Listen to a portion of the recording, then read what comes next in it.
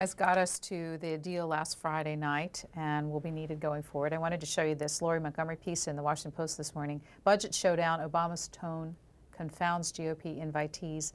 Lawmakers declare partisan speech at GWU a wasted opportunity. Essentially, this suggests that the White House invited Dave Camp, a Republican of Michigan, Jeb Hensarling, who chairs the House Republican Conference, and Paul Ryan, whom we've been talking about, to come to his speech, and then presumed to criticize them very intently during the speech. Erskine Bowles, the tenor of the speech was really surprising. Camp said he received a call from Fiscal Commission co-chair Alan Simpson, who was in the audience and was concerned about the partisan nature of the speech and how unnecessary and unproductive and unhelpful it would be. Just this quote. The Republicans said, "Did Obama have to attack the men to their faces?" Quote, "Reagan had the decency to insult his enemies when he was out of town." Boy, oh boy. Have these Republicans been listening to themselves over the past 3 years?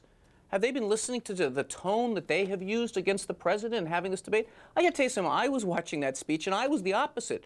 You know, I was thinking, boy, the president's being so gentle and modest. I mean, you know what I would have said? I would have said the Republican plan stinks, and I will chew my right arm off before I sign any part of it. The fact is, you know, this is a competition of ideas.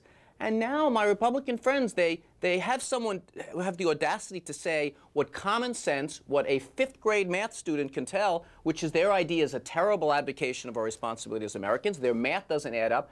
And if you go back and take a look at the speech, it was remarkably gentle. What the president said is, look, we have two different views.